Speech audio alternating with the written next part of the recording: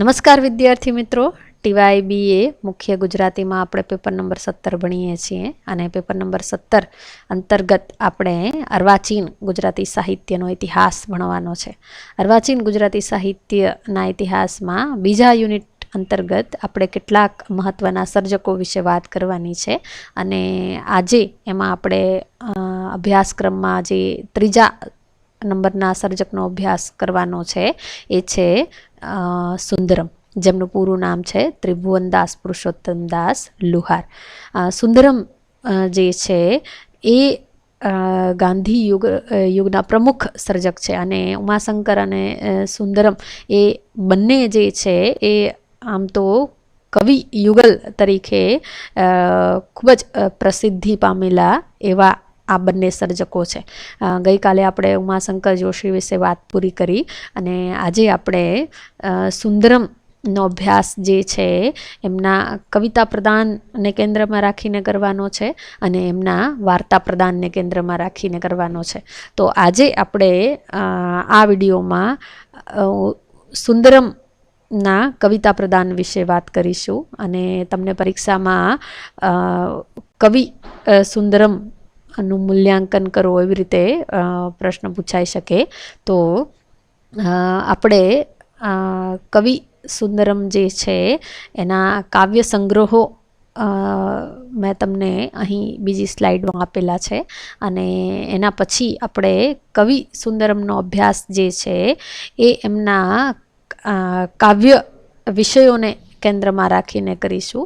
જુઓ, કાલે આપણે એની પહેલાં આપણે કવિ ઉમાશંકર જોશી વિશે વાત કરી હતી ત્યારે એમના કાવ્ય સર્જનની વાત એમના કાવ્ય સ્વરૂપોને કેન્દ્રમાં રાખીને કરી હતી અને આજે કવિ સુંદરમની વાત જે છે એમના કાવ્ય વિષયોને કેન્દ્રમાં રાખીને આપણે કરવાના છીએ. તો આ જે છે તમારી સામે સુંદરમના કેટલાક કાવ્ય સંગ્રહો જે છે મહત્ત્વના એની યાદી મૂકી છે અને 1933થી સુંદરમ જે છે એ કાવ્ય સાહિત્યમાં પ્રવેશ કરે છે અને એમનો પહેલો કાવ્ય સંગ્રહ જે છે એ કોયા ભગતની કડવી વાણી અને ગરીબીના ગીતો. ત્યારબાદ કાવ્ય મંગલા, રંગ રંગ વાદળિયા, વસુધા, યાત્રા, વરદા, મુદિતા, ઉત્કંઠા, લોકલીલા, ઈશા, પલ્લવિતા, મહાનદ જેવા અનેક કાવ્ય સંગ્રહો સુંદરમ પાસેથી આપણને પ્રાપ્ત થયા છે અને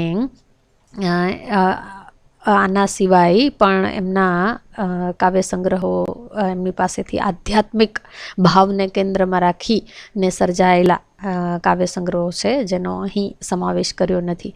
એટલે આ યાદી જે છે હજુ લંબાઈ શકે એમ છે, પરંતુ અહીં તમારી સામે આ કેટલાક મહત્ત્વના કાવ્ય સંગ્રહો મૂકેલા છે. હવે આપણે કવિ સુંદરમની વાત જે છે એ ભૂમિકા સાથે એમના જે કાવ્યના વિષયો છે એને કેન્દ્રમાં રાખીને કરીશું, એટલે તમારા મનમાં આ સ્પષ્ટતા થઈ જવી જોઈએ. હવે આપણે ઉમાશંકર કવિ સુંદરમ જે છે એમના જીવન વિશે થોડી વાત કરીશું, પછી એમના સર્જનને ઘડનારા કેટલાક પરિબળો છે એનો ઉલ્લેખ કરી અને એમના કાવ્યો પર આપણે વાત કરીશું.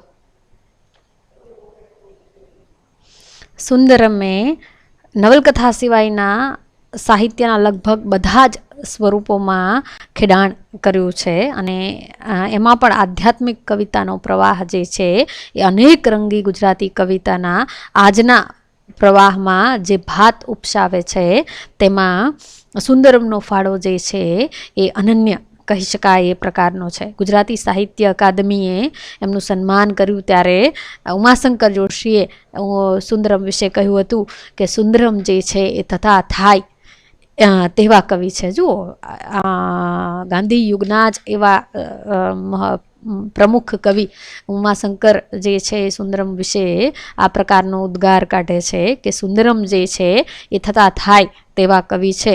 એમના જેવી ધોધમાર સર્જકતાવાળા કવિઓ અર્વાચીન કાળમાં ઝાઝા થયા નથી. નાનાલાલ પછીના એ એક અગ્રણી માતબર સર્જકતાવાળા કવિ હતા. સુંદરમની કવિતાએ ગુજરાતના સંસ્કાર જીવનને ઘડવામાં મહત્વની ભૂમિકા ભજવી છે અને વર્તમાન 3 પેઢીના સાહિત્યકારો સુંદરમ ઉમાશંકર જોશીની કવિતા પર ઉછર્યા છે, વિકાસ પામ્યા છે. સુંદરમ જે છે એમનો જન્મ ભરૂચ જિલ્લાના આમોદ તાલુકાના મિયામાતર ગામમાં થયો હતો અને મિયામાતરમાં ગુજરાતી 7 ચોપડી સુધીનો અને આમોદની શાળામાં અંગ્રેજી 5 ધોરણ સુધીનો અને ભરૂચમાં છોટાભાઈ પુરાણીની રાષ્ટ્રીય ન્યૂ ઇંગ્લિશ સ્કૂલમાં 1 વર્ષ સુધીનો અભ્યાસ સુંદરમે કર્યો હતો અને ત્યારબાદ એ રાષ્ટ્રીયતાના રંગે પૂરા રંગાઈ ગયા હતા. અને પછી એવા સુંદરમ જે છે એ સુપ્રસિદ્ધ આપણા વિવેચક જે છે વિશ્વનાથ મગનલાલ ભટ્ટ, એમના કહેવાથી તેઓ પરીક્ષા આપે છે અને ગુજરાતી સાહિત્ય સભાની આ પરીક્ષામાં ઉત્તીર્ણ થઈ અને રમણભાઈ ના હસ્તાક્ષરવાળું પ્રમાણપત્ર મેળવે છે અને પછી તેઓ વિદ્યાપીઠમાં આગળના અભ્યાસ માટે જોડાય છે. એટલે આ રીતે સુંદરમ જે છે એનો વિદ્યાપીઠ નું જે વાતાવરણ છે એ પણ એમના વ્યક્તિત્વને ઘડવામાં એક મહત્વનો ભાગ ભજવે છે. સુંદરમના કાવ્ય સંગ્રહો તમારી સામે છે. એટલે આ કાવ્ય સંગ્રહોમાં એમને બધા જ સ્વરૂપો જે છે, સોનેટ છે, ગીત છે, ઉર્મી કાવ્યો છે, મુક્તક છે, આ બધા જ જે કાવ્યના નાનાથી માંડીને મોટા સ્વરૂપો છે એમાં સુંદરમે હાથ અજમાવ્યો છે અને એમની પાસેથી એકથી એક ચડિયાતા ગીતો, સોનેટો અને આપણને મુક્તકો પ્રાપ્ત થયા છે. તો હવે આપણે સુંદરમના કાવ્ય વિશે જે વાત કરવાની છે, કવિ તરીકેનું સુંદરમનું જે મૂલ્યાંકન કરવાનું છે એ એમના કાવ્ય વિષયને ધ્યાનમાં રાખીને કરીશું. સુંદરમની કવિતાઓમાં મુખ્ય 4 વિષયો જે છે એ પ્રધાન રૂપે ખેડાયેલા જોવા મળે છે. જેમાં પહેલો વિષય છે વાસ્તવદર્શી કવિતા અથવા તો સામાજિક વાસ્તવને કેન્દ્રમાં રાખીને રચાયેલા કાવ્યો, પછી પ્રકૃતિ કાવ્યો, પ્રણય કાવ્યો અને ત્યારબાદ ચોથો વિષય જે છે એ આધ્યાત્મ ભાવના સુંદરમના કાવ્યો. એટલે આ 4 વિષયોને કેન્દ્રમાં રાખીને આપણે સુંદરમનું કવિ તરીકે મૂલ્યાંકન કરીશું. તો પહેલો જે વિષય છે એ સુંદરમની વાસ્તવદર્શી કવિતા અથવા તો સામાજિક વાસ્તવને કેન્દ્રમાં રાખીને રચાયેલી કવિતા. સુંદરમ અને ઉમાશંકર આ બંને એવા કવિઓ છે કે જેમને એ સમયની સામાજિકતાને કેન્દ્રમાં રાખીને કેટલાક ઉત્તમ કાવ્યો આપ્યા છે. અને કવિ ઉમાશંકર જોશીએ નવી કવિતાની ચર્ચા કરતાં કહ્યું કે નવી કવિતા જે છે એ હવાઈ રહેવા કરતાં પૃથ્વી ઉપર વિચરવાનું વધુ રાચે છે. એટલો જ વાસ્તવપ્રિયતાનો અર્થ નથી, પણ જે કોઈ વિષય લે છે તેમાં વસ્તુનો સ્પર્શ હોય છે. પહેલાં નક્કર વસ્તુ પણ કવિતામાં હવાઈ બની જતી, તેને બદલે હવાઈ વસ્તુ પણ આજના કવિના હાથમાં મૂર્તતા ધારણ કરે છે.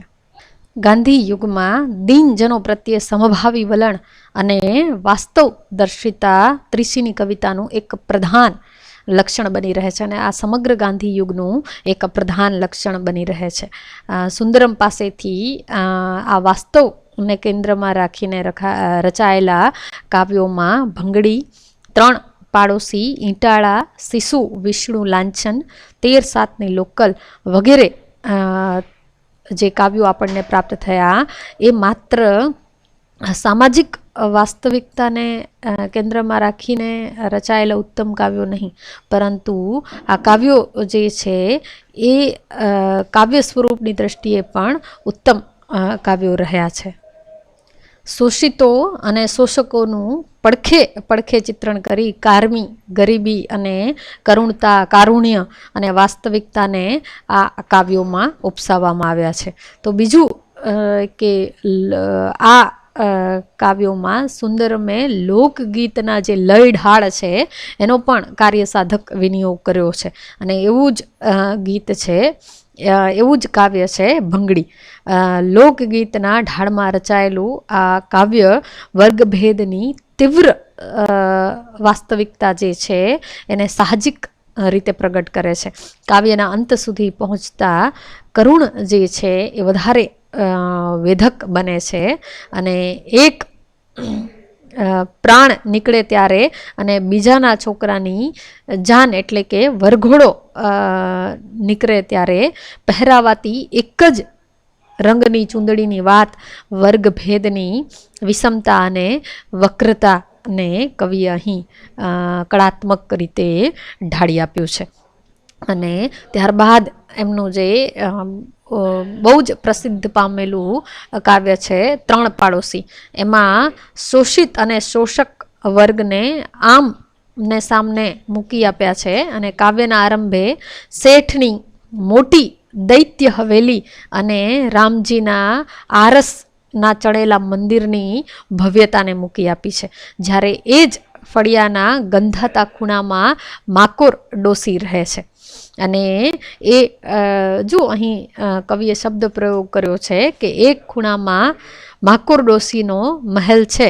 કેટલી બધી વક્રતા આ ત્રણ જણને પાડોશી કહીને કવિ અહીં પ્રગટ કરી છે કે ત્રણેય, એક બાજુ આરસ પહાણનું રામજીનું મંદિર છે, તો બીજી બાજુ શેઠની મોટી દૈત્ય હવેલી છે, અને એક બાજુ આ માકોર ડોસીનો મહેલ છે. અહીં જે શબ્દ પ્રયોગ થયા છે એમાં વક્રતા જે છે એ ઘૂંટાઈને આવે છે. ગોકળ આઠમના પ્રસાદ માટે દાળ દળતી માકોર શેઠ અને રામને રીઝવવા મુઠ્ઠીભર ધાન બચાવીને ઉપવાસ કરે છે. જ્યારે માકોરને મૂર્છા આવી જાય છે ત્યારે શેઠ અને રામ એ પાડોશીઓને ત્યાં આનંદ ઉત્સવ કરે છે. આ બાજુ માકોરનું મૃત્યુ છે તો બીજી બાજુ ભગવાનનો જન્મ. એટલે આ બંને વિરોધી પરિસ્થિતિઓ અહીં સામે સામે મૂકી છે. એટલે આ બે વિરોધી ચિત્રો સામે સામે ટકરાવીને કવિએ નક્કર વાસ્તવિકતાને પ્રગટ કરી છે. તો ઇટાળા કાવ્ય જે છે એ ઇટાળાનું ભાવ પ્રતીક જે છે સમાજના ઉપેક્ષિતોની વાત કરે છે, જેમાં ચોર, લૂંટારા, ખિસ્સા કાતરુઓ વગેરે જે છે એ વ્યંજનાથી અહીં વ્યક્ત થાય છે. કોઈ એવો કડીઓ છે કે જે આ ખંડિત ટુકડાઓને સાંકળીને પણ ઉદાત્ત સમાજ રચના સાકાર કરે એવો પ્રશ્ન જે છે કવિ આ કાવ્ય દ્વારા મૂકી જાય છે. અને આ પ્રશ્ન જે છે એ ભાવકને વિચારતા કરી મૂકે છે. બાકી તો કાવ્યની જે પંક્તિઓ છે એના પછીની બાકી તો અખંડના ભવ્ય વિશે ન ખંડ છે, આ તો બધા ખંડિતના જ ખંડ છે. જુઓ, અખંડના ભવ્ય વિશે ન ખંડ છે, આ તો બધા ખંડિતના જ ખંડ છે. આ એના જે ખંડિત છે એના જ બધા આ ટુકડાઓ છે. જ્યાં સુધી અસમાનતા હશે ત્યાં સુધી કોઈની સલામતી નથી, એ સત્યને આ કાવ્ય દ્વારા વાચા પ્રાપ્ત થઈ છે. તો જેને આ બધા જ કાવ્યોમાં જેને ઉત્તમ કાવ્ય કહી શકાય એવું સુંદરમનું કાવ્ય છે, જે ખૂબ જ પ્રસિદ્ધિ પામેલું એવું કાવ્ય છે 13-7ની લોકલ. અને એક કાવ્ય ગુણોની દ્રષ્ટિએ નમૂનેદાર કહી શકાય એવું સુંદરમનું કાવ્ય છે. અને જેને સુંદરમના કાવ્યોનું ઉત્તમ તો કહી શકાય, પણ આપણા ગુજરાતી કાવ્યોનું પણ નમૂનેદાર કાવ્ય કહી શકાય. આ દીર્ઘ કાવ્યમાં સ્ટેશનનું, લોકલ ટ્રેનનું, એમાં મુસાફરી કરવા માટે એકત્ર થયેલા અવતારુઓનું વર્ણન જે છે એ ખૂબ જ ઝીણવટભર્યું અને તાદર્શ છે, જે શ્રમજીવી સમાજનો સંદર્ભ ધ્વનિથી રજૂ કરે છે. કાવ્યના આરંભે વાદળી ચારણીમાંથી ચડાતો તડકો વગેરે શબ્દો વાદળી, પીળો, લાલ, કાળો, કાબરો વગેરે રંગોની લીલા પણ આ કાવ્યમાં માણવા જેવી છે. નાનકડા રેલવે સ્ટેશન પર આ ઉતારુઓ નિરાંતના પ્રવાસી, જો અહીં જે વિશેષણો મુકાયા છે બહુ જ યોગ્ય મૂકવામાં આવ્યા છે કે અહીં ઉતારુઓ જે છે નિરાંતના પ્રવાસીઓ છે. ખોડીબારામાંથી વાળના તાર વચ્ચેથી, માથે પોટલી, બગલમાં બચકા દબાવીને, હાથમાં ટીનના ડબ્બા કે ચાર જઈની થેલી કે ખાલી છત્રી કે લાકડી લઈને આવતા આ બધા ઉતારવું જે છે એ ક્યારના આવીને બગાસા ખાઈ રહ્યા છે. એની પાસે બીજું કોઈ કામ નથી જુઓ, એટલે એને કોઈ ઉતાવળ નથી. આવીને તો આ 13-7ની લોકલ જે છે એની રાહ જોઈ રહ્યા છે. આખું એ વર્ણન નક્કર વાસ્તવિકતાને ધારણ કરે છે. સાચે જ અહીં તમને પ્રેમાનંદ જે છે યાદ આવ્યા વગર ન રહે, જાણે કે કોઈ કેમેરા દ્વારા લેવાયેલો શોટ છે એવું ઝીણું નકશી વર્ણન આ કાવ્યમાં કરવામાં આવ્યું છે. 13-7ની લોકલ અને અન્ય ટ્રેનો વચ્ચેના અને તેના ઉતારવો વચ્ચેનો તફાવત વ્યંજના વડે દર્શાવી કવિએ આ બધું સૂચવી આપ્યું છે કે સમાજમાં ભદ્ર અને અભદ્ર ગણાતા વર્ગો કહેવાતા ભદ્ર વર્ગ અને ઉપેક્ષિત વર્ગનું આ પૃથકતાનું ચિત્ર છે. મેઘાણી કહે છે તેમ નકશી આલેખનનો આ ન ભૂલવા જેવો નમૂનો છે. આ જે આપણે કાવ્યોની વાત કરી એ સુંદરમના વાસ્તવને કેન્દ્રમાં રખાયેલા ઉત્તમ જે કાવ્યો છે એની વાત કરી. હવે આપણે સુંદરમના કેટલાક પ્રકૃતિ કાવ્યોની વાત કરીએ તો જેવી રીતે સુંદરમ પાસેથી વાસ્તવને કેન્દ્રમાં રાખીને રચાયેલા કાવ્યો પ્રાપ્ત થાય છે, એવી રીતે સુંદરમ પાસેથી અનેક પ્રકૃતિને કેન્દ્રમાં રાખીને રચાયેલા કાવ્યો આપણને પ્રાપ્ત થાય છે. અને એમાં ખાસ કરીને સુંદરમ પાસેથી પ્રાપ્ત થયેલા જે બાળ કાવ્યો છે એ ઉત્તમ પ્રકૃતિ કાવ્યો પણ એને ગણી શકાય. અને કેટલાય સુંદરમના આ બાળ કાવ્યો તો એ પાઠ્યપુસ્તકોમાં પણ સ્થાન પામેલા છે. એ પ્રકારના બાળકો ના સ્વભાવ ને એના મનોજગતને કેન્દ્રમાં રાખીને રચાયેલા એવા ઉત્તમ બાળ કાવ્યો આપણને સુંદરમે આપ્યા છે. તો કવિ સુંદરમની કવિતામાં પ્રકૃતિ જે છે સ્વતંત્ર વિષય તરીકે ખૂબ જ ઓછા પ્રમાણમાં જોવા મળે છે, પરંતુ આનુષાંગિક રૂપે એમની પાસેથી પ્રકૃતિના વર્ણનો અથવા તો જેને કંઈ આનુષાંગિક રીતે એની સાથે સાથે ઉદ્દીપન ભાવ તરીકે પણ પ્રકૃતિનું આલેખન જે છે એમના કાવ્યોમાં જોવા મળે છે. કવિએ ઉષા, મધ્યાહન, સંધ્યા, રાત્રિ, સૂર્ય, ચંદ્ર, તારા, આકાશ, ઋતુઓ વગેરે તરફ અનદેખી નથી કરી. જ્યાં જેટલી આવશ્યકતા ઊભી થઈ તેટલા પ્રમાણમાં પ્રકૃતિના સુભગ અને દુર્ભગ ચિત્રો તેમણે આ કાવ્યોમાં આલેખ્યા છે. પરંતુ મોટા ભાગે પ્રણય, આધ્યાત્મ ભાવ, ચિંતન વગેરેની સાથે સંકળાઈને પ્રકૃતિ જે છે એમની કવિતામાં આલંબન વિભાવ તરીકે તો ક્યાંક ઉદ્દીપન વિભાવ તરીકે વિષય પામે છે. કાવ્યમંગલામાં વાદળી મેઘ નૃત્ય, ઝંઝા નીલને, રંગ રંગ વાદળિયા, પગલા વગેરે કાવ્યોમાં પ્રકૃતિના સ્વતંત્ર ચિત્રો પણ આપણને પ્રાપ્ત થયા છે. અહીં આપણે એક સુંદરમનું મેઘ નૃત્ય કાવ્યનું ઉદાહરણ લઈએ તો આજ આકાશના મંડપે મેઘના નૃત્યના ચંડ પડ છંદ ગાજે, પ્રકૃતિના 5 બજવૈયા ગવૈયા ઉઠ્યા, ત્વરિત નિજ તણા સાજ સાજે, તરલ તન દામિની દ્યુતિ તણા દ્યોતને, ચમક ઠમકાર લઈ રંગ ભૂમે, મેઘલા વારુણી મત સાઠેક લઈ, ગૂંથતા નૃત્યના ગોફ વ્યોમે. જો અહીં તમે જુઓ કે જાણે કે નટરાજ ભગવાન જે છે એ જાણે કે આ સમયે નૃત્ય કરી રહ્યા એવો કવિતાનો લય જે છે એ અહીં આપણું ધ્યાન ખેંચે છે. એટલે આખું કાવ્ય જે છે શબ્દ, સુર, લય, સંગીત, નાદ, ધ્વનિથી દીપી ઉઠે છે. તો ઝંઝા નીલને નું રૌદ્ર રસભર શબ્દ ચિત્ર, ઝંઝા નીલ માટે પૃથ્વીએ પહેર્યા આ સતસત ગૌનો અંચળો વાયુદેહી કહીને પંચતત્વમાંના એક રૌદ્ર રૂપને અહીં દર્શાવી આપ્યું છે. અહીં સુંદરમે ભાષા અને છંદનું કાર્ય પણ એટલું જ ઉત્તમ રીતે કર્યું છે અને જેના કારણે ધારી અસર જે છે એ સુંદરમ જન્માવી શક્યા છે. તો એક સૌમ્ય પ્રકૃતિ ચિત્રનું ઉદાહરણ જો આપણે લેવું હોય તો આપણે રંગરંગ વાદળિયા કાવ્યમાંથી લઈ શકીએ અને બાળકોને પણ એક વારમાં યાદ રહી જાય એ પ્રકારનું સુંદરમનું આ કાવ્ય છે. હારે અમે પહોંચ્યા હો આભલાને હારે કે પૃથ્વીને પારે, પાણીના પથારે કે રંગ રંગ વાદળિયા. જો હારે અમે નાહ્યા હો રંગના ઓવારે કે તેજના ફુવારે, કુમકુમના ક્યારે કે રંગ રંગ વાદળિયા.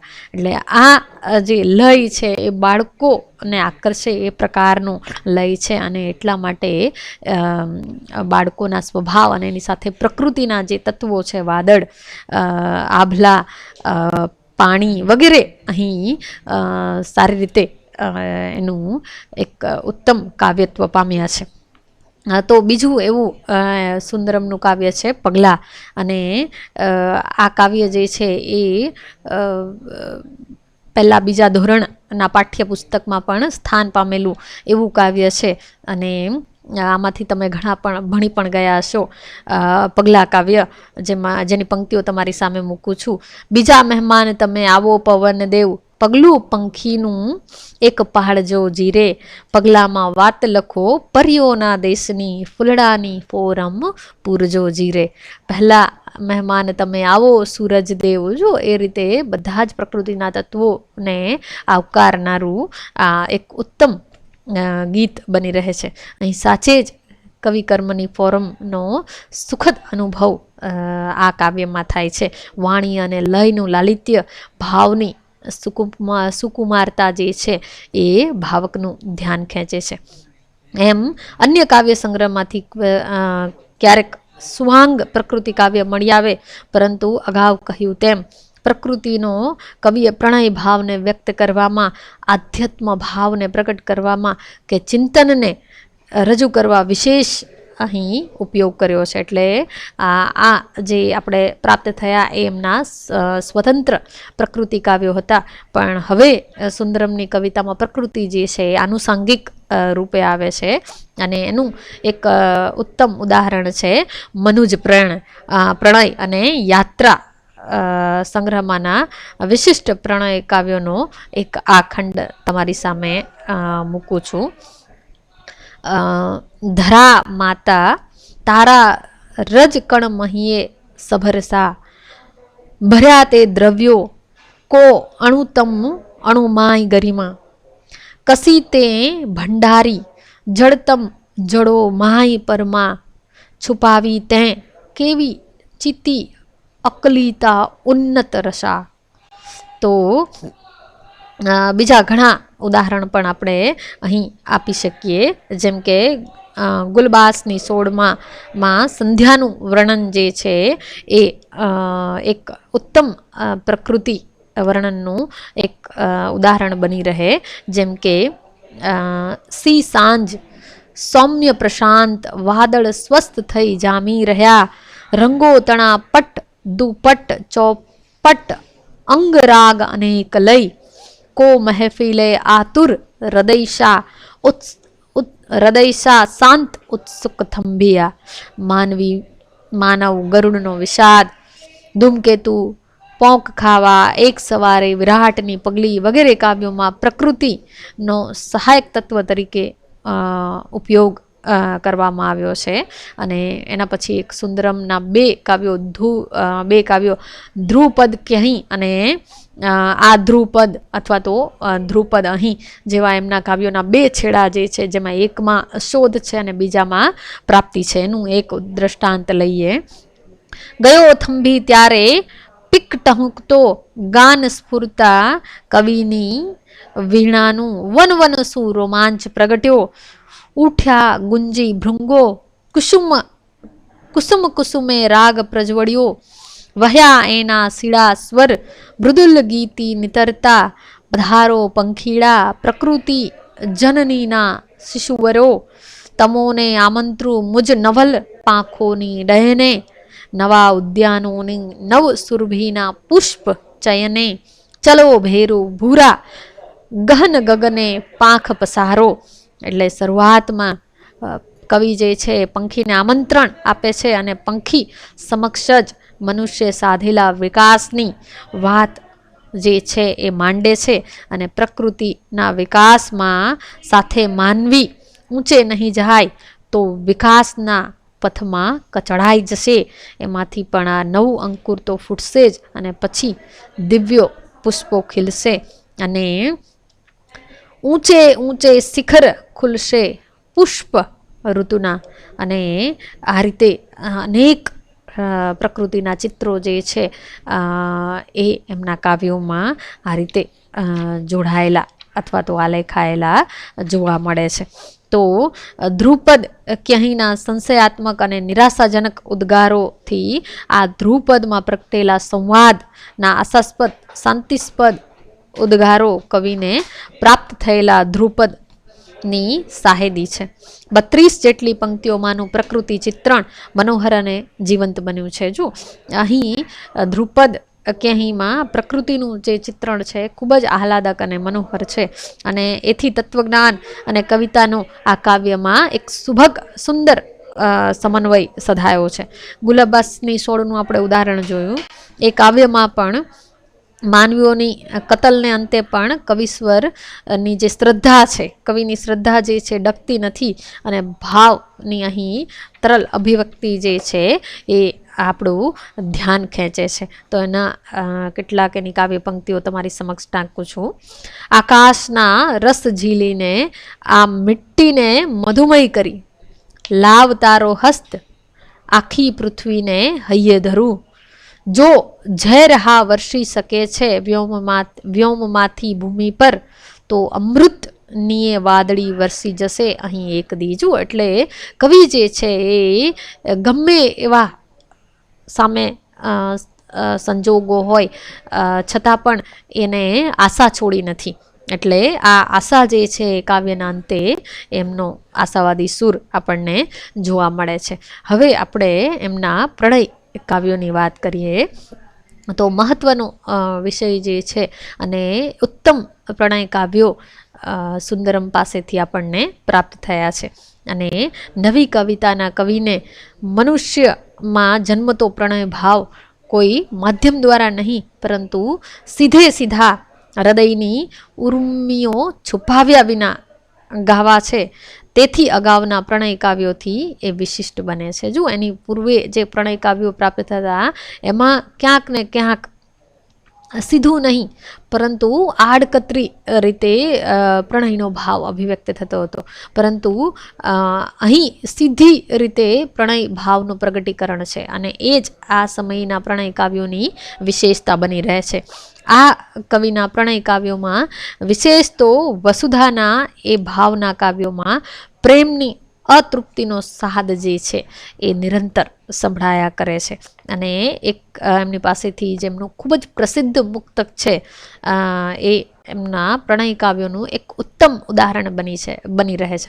ભાગ્યે જ સુંદરમનું આ કાવ્ય કોઈએ નહીં સાંભળ્યું હોય, બાકી મોટા ભાગના જે વિદ્યાર્થીઓ છે એમના ધ્યાનમાં ક્યાંક ને ક્યાંક આ કાવ્ય જે છે એ આવ્યું જશે. એ કાવ્ય છે 1.5 જ લીટીનું આ કાવ્ય છે, પણ બહુ જ એક વારમાં ગમી જાય એવું ઉત્તમ કાવ્ય છે. તને મેં ઝંખી છે યુગોથી ધીખેલા પ્રખર સહરાની તરસથી. જો પ્રેમ નો એકરાર જે કેવી રીતે થઈ શકે એનું આ ઉત્તમ દ્રષ્ટાંત સુંદરમે આપ્યું છે કે કવિની પ્રિયતમા અંગેની જે ઝંખના છે એ તીવ્રપણે અર્થસભર રીતે વ્યક્ત થઈ છે. સહરાની તરસમાં અતૃપ્તિનો જે ભાવ છે તે અસરકારક બાનીમાં પ્રગટ થયો છે કે હું તને ચાહું છું, પણ કેવી રીતે ચાહું છું. યુગોથી દીખેલા પ્રખર સહરાની તરસ, એક એક વિશેષણો જે મૂકવામાં આવ્યા છે એ જે નાયક છે એના પ્રણય ભાવને પ્રગટ કરે છે, એની સઘનતાને પ્રગટ કરે છે. અને માટે જ ડૉક્ટર જયંત પાઠક કહે છે કે સુંદરમની કવિતામાં પ્રેમના સાફલ્યના આનંદોલ્લાસ કરતાં પ્રેમની નિષ્ફળતાના અને આરતનું વિષાદનું ગાન વધારે જોવા મળે છે. જાવા પૂર્વેમાં મને બાળે ઝાડે અહ ભબક જાવા પુરવની કહી સોનેટના અંત ભાગે કહે છે. આ જો એના પછીનું બીજું કાવ્ય છે જાવા પૂર્વેમાં પણ એ ભાગ છે, અંત ભાગ એ ખૂબ આકર્ષક છે. એની પંક્તિઓ તમારી સમક્ષ મૂકું છું. ગઈ જાવા પૂર્વે પણ બધું બુઝાવી ગઈ હતે, ધીરે ધીરે તો ઘરમહી ન હોડી સળગતે. આશ્ચર્ય ભાવ છે એ પંક્તિના અંતે.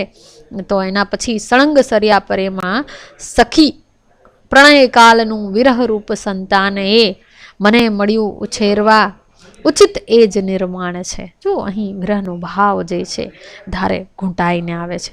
એ પંક્તિઓ દગ્ધ દિલની સોસરી અભિવ્યક્તિ બની રહે છે. તો એના પછીની પંક્તિઓ છે સ્મરે તું નહીં વા સ્મરે પણ પ્રતાપ એ તારો, ઓહો મુજ સુલોહ અંતર વિશે જડી પદ્મજા. બંધાઈ ગયું લઘુ કાવ્ય જે છે પ્રેમ ઘેલી પ્રિયતમાની સભાના અવસ્થાનું એક લાક્ષણિક શબ્દચિત્ર બની રહે છે. તો શું તારા સ્વપ્નેમાં પ્રભુની જો હો તું પ્રિયતમા, ભલે કિંતુ એસી જડતમ ન થાતી પ્રિયતમા. એટલે તું ભલે પ્રભુની પ્રિયતમા હો પણ એનાથી તું જડતમ ન થાતી પ્રિયતમા. સ્નેહસભર રહેવાની અપેક્ષા પ્રિયતમા પાસે રાખે છે. તે એના પછીનું એમનું ઉત્તમ કાવ્ય તે રમ્ય રાત્રે સુંદરમનું ઉત્તમ પ્રણય કાવ્ય બન્યું છે. પ્રેમીજનોના વ્યવહારમાં સર્જાતી મીઠી મૂંઝવણ જે છે એમનું કાવ્ય ક્યાં સ્પર્શવી બન્યું છે. જે મૂંઝવણ છે પ્રણયકર્તાની, ક્યાં સ્પર્શવી ક્યાં ચૂમવી નિર્ણય ના થઈ શક્યો. એટલું જ નહીં, નાયકનું હૈયું તો જડ થીજીએ ગયું એ હેમ સૌંદર્યતણા પ્રવાહમાં. જુઓ કેવી મૂંઝવણ છે. અને એનાથી આગળ વધીને નાયકનું હૃદય તો જાણે કે જડ બનીને થીજી ગયું છે અને એ નાયિકાના સૌંદર્ય પ્રવાહમાં. નાયિકાને આવી કોઈ મૂંઝવણ થતી નથી, એ તો ચાલ્યા જતા નાયકને રોકી લે છે. જો નાયિકાને આ પ્રકારની મૂંઝવણ નથી અને પોતાનો નાયક જે છે મૂંઝાઈને જ્યારે જતો રહે છે ત્યારે એને રોકવા માટે કવિએ જે નાયિકાનું ચિત્ર આલેખ્યું છે એ પણ સ્પર્શી જાય એ પ્રકારનું છે. ને પાય પાછા ફરવા વાળ્યા જ્યાં ત્યાં સોળીએથી કર બહાર નીસરી મનોજ કેરા સરસો સુતનવી કાયા કમાને ચડી વિંધવાને દસંત ભાડ્યો નથી રે જવાનું. જો આ જે શબ્દો છે અને જે એની શારીરિક જે સ્થિતિ છે એનું સુંદર મેં અહીં એક નકશીક આલેખન કર્યું છે. સાહસિક અને પ્રેમ મગ્ન નાયિકા નાયકના સંકોચને દૂર કરે છે. નાયિકાનું નજીક આવવું આવંત હોડી સમતું સરી રહી એ શબ્દચિત્ર પ્રત્યક્ષતાનો અનુભવ કરાવે છે. યાત્રા સંગ્રહમાંથી મળ્યા તેમજ મનુજ પ્રણય કાવ્યો પણ પ્રણય ભાવના કાવ્યો છે. વસુધાની કવિતામાં પ્રણયની ઝંખના કશીક અતૃપ્તિ પ્રગટ થાય છે, જ્યારે યાત્રામાં ઉર્ધ્વીકૃત ઉન્નત વ્યાપક ભાવ પ્રણયની લાગણીના જે છે એ ગૂંથાયા છે. પ્રેમની મંગલ પવિત્ર અને સંવાદી અનુભૂતિ યાત્રાના પ્રણય કાવ્યોમાં વિશેષ રૂપે જોવા મળે છે. અને એનું ઉત્તમ કાવ્ય છે મળ્યા કાવ્ય. એમાં એના એક તમારી સામે પંક્તિઓ નોંધું છું. અકંપ અણબોલ મૌન મહી મુક પાછા સર્યા, ઘડી ઘડી ઉઠાવી નેણ નિરખ્યા કર્યું અન્યને.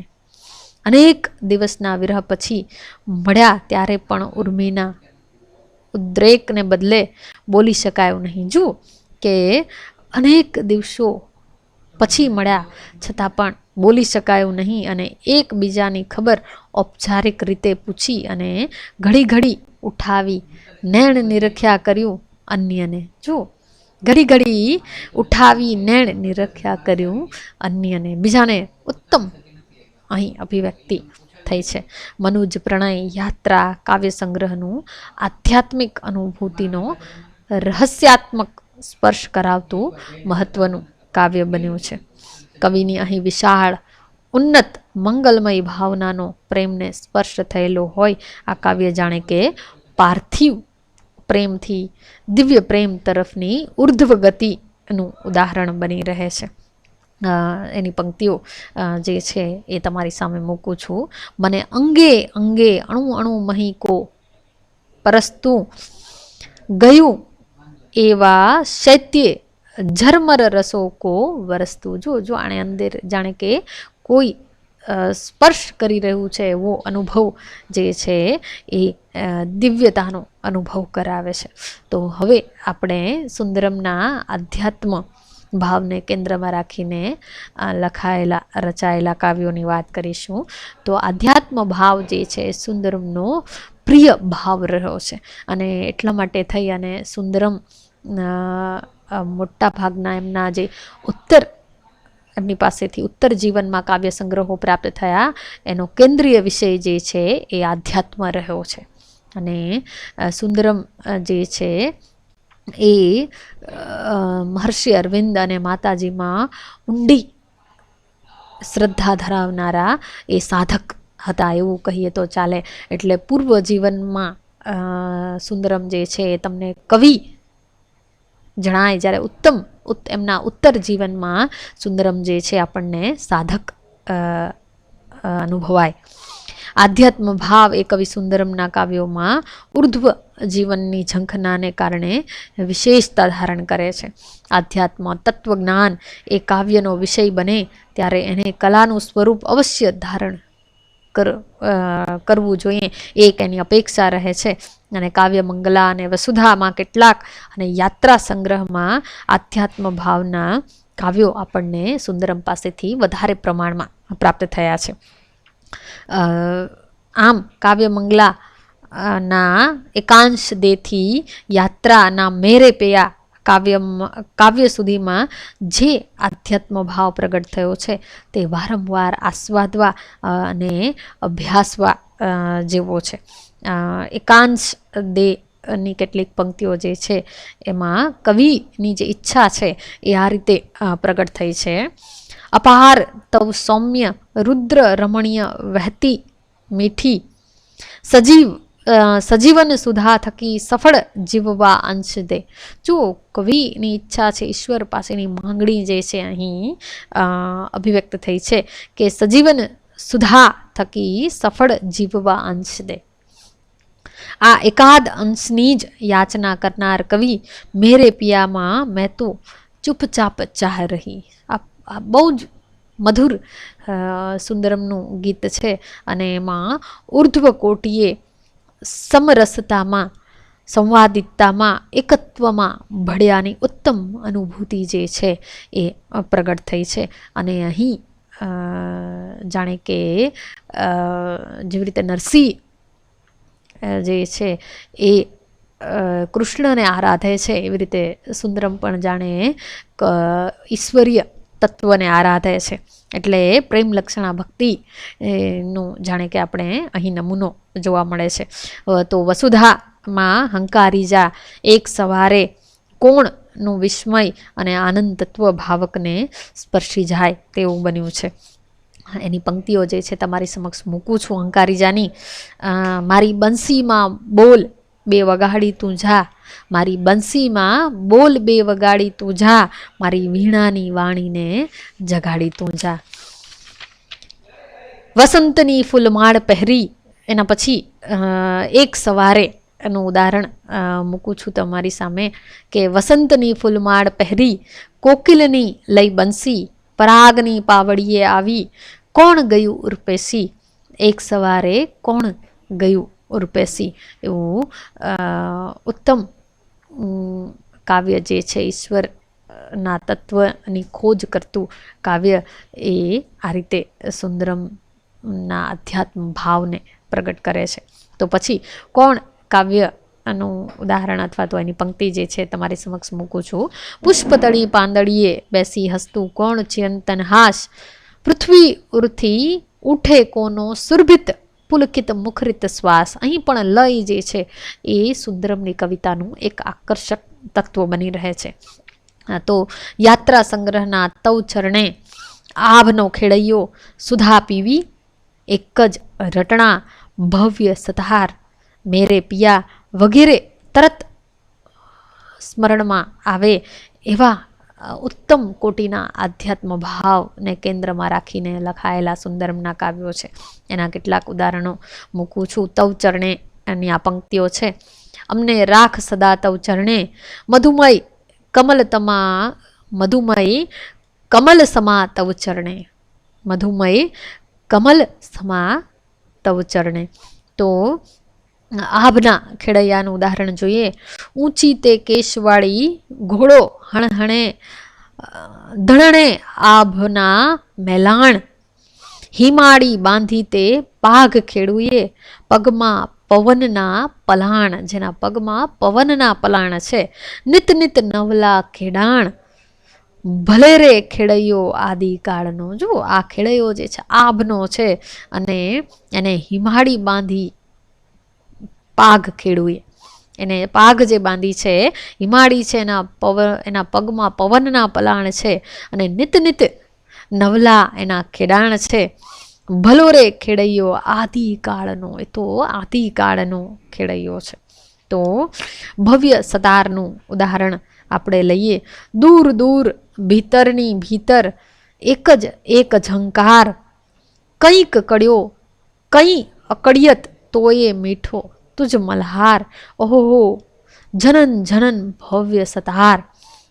તો મેરે પિયાનું આ કાવ્ય જે છે ઉત્તમ સુંદરમનું કાવ્ય છે. મેરે પિયા તુમ અમર સુહાગી, તુમ પાયે મેં બહુ બડ ભાગી, મેં તો પલ પલ બ્યાહ રહી, મેં તો પલ પલ બ્યાહ રહી. આ ઉપરના જે બધા ઉદાહરણો છે એ કવિનું જે આધ્યાત્મ ઝંખનાનું ગાન જે છે એને વ્યક્ત કરે છે. અને આ જે છે એ કવિના હૃદય એની જે ઈચ્છા છે, એની ઈચ્છણા જે છે એને અભિવ્યક્ત કરે છે અને એટલા માટે આપણને એ સ્પર્શી જાય છે. એક જ રટણામાં તો કવિ જાણે પોતાના શ્વાસોશ્વાસમાં જ રટનામાં ઓતપ્રોત થઈ જવાય એવી પ્રાર્થના કરે છે અને માનવીના હૃદયમાં પ્રભુનું ધામ રચાય જાય અને ભક્ત અને ભગવાન વચ્ચે કોઈ આડ પડદો ન રહે એની ઝંખના મધુર આરતી રૂપે અહીં પ્રગટ થઈ છે. એટલે આ કાવ્યો જે છે એ સુંદરમના ઈશ્વરીય ભાવને, આધ્યાત્મ ભાવને અભિવ્યક્ત કરે છે. આપણને વસુધાના આધ્યાત્મ ભાવના કાવ્યોમાં કોણ એવા વિસ્મયાનંદની અનુભૂતિ કરાવતા રહસ્ય ભાવના દર્શન થયા હતા અને એમાં આર્જવ તારાવેલી ભાવોત્કટતા આરત ભળેલા છે. તેની અધિકતમ માત્રા યાત્રાના આધ્યાત્મ ભાવના કાવ્યોમાં પરમ તત્વની ઝાંખી, દર્શનની ઝલકને શબ્દબદ્ધ કરતી લાગણીઓ રૂપે જોવા મળે છે. એટલે યાત્રા કાવ્ય સંગ્રહ પછી પણ હવે કવિના અન્ય કાવ્ય સંગ્રહો પ્રગટ થયા છે. તેમાં પ્રભુ દેજો, દરવેશ, તું, કાહે કો, એક અચંબો, કણરે આપો, વૃંદાવન વગેરે મુખ્યત્વે ગીતો પરમ તત્વની આરત અને પ્રાપ્તિના પ્રાર્થના અને વિસ્મય ભાવના સુંદર ઉદાહરણો બની રહે છે, જે કવિ સુંદરમને આધ્યાત્મ માર્ગના પ્રવાસી તરીકે નું જે બિરુદ્ધ પ્રાપ્ત થયું છે એને સાર્થક ઠેરવે છે. તો આપણે આ રીતે સુંદરમ નું કવિ તરીકે મૂલ્યાંકન જે છે એમના કાવ્ય વિષયોને ધ્યાનમાં રાખીને કર્યું. પણ હવે એક વાત જે છે એ આપણે સુંદરમનું કવિ તરીકે મૂલ્યાંકન કરી રહ્યા છીએ ત્યારે એક યાદ રાખવા જેવી વાત છે કે સુંદરમ તમને જે આરંભગાળાના સુંદરમ છે, શરૂઆતના સુંદરમ જે કાવ્યમંગલા, રંગરંગ વાદળિયા, વસુધા વગેરે, કોયા ભગતની પણ કડવી વાણી વગેરેમાં જે કવિ સુંદરમ છે એ ધીમે ધીમે એના પછીના કાવ્ય સંગ્રહો છે, મુદિતા, ઉત્કંઠા, પલ્લવિતા, મહાનંદ વગેરેમાં એનું કાવ્ય તત્વ જે છે ધીમે ધીમે ઝાંખું પડતું જાય છે. એટલે જેમ જેમ કવિ આધ્યાત્મ ભાવમાં ઊંડા ઉતરતા જાય છે તેમ તેમ જાણે કે એના કાવ્યોનું કાવ્ય તત્વ જે છે એ ધીમે ધીમે ઓસરવા માંડ્યું છે. અને એ પૂર્વે ના સુંદરમને આ રીતે અંતિમ સુંદરમ જે છે એ આ રીતે વધારે આમ જુઓ તો એક ભેદ પડી જાય છે પૂર્વેના સુંદરમ અને ઉત્તરના સુંદરમના. એટલે શરૂઆતના જે સુંદરમના કાવ્ય સંગ્રહો છે એમાં તમને સુંદરમ નું જે કાવ્ય તત્વ છે એની સમગ્ર ઉત્તમતા સાથે પ્રગટ થયું છે. જ્યારે એમના ઉત્તર વયના કાવ્ય સંગ્રહો છે એમાં ધીમે ધીમે કાવ્ય તત્વ જે છે એ ઝાંખું પડતું અનુભવાય. એટલે આમ જુઓ તો પણ પૂર્વે જે આપણે કેટલાક ઉત્તમ કાવ્યો સુંદરમ પાસેથી પ્રાપ્ત થયા અને એને કેન્દ્રમાં રાખી, એને ધ્યાનમાં રાખીને આપણે એટલું ચોક્કસ કહી શકીએ કે સુંદરમ જે છે આપણા ગુજરાતી કાવ્ય સાહિત્યના ઉત્તમ કવિઓમાં સ્થાન પામનારા કવિ છે. અહીં આપણે સુંદરમની કવિ તરીકે વાત જે છે પૂરી કરીએ છીએ. અસ્તુ.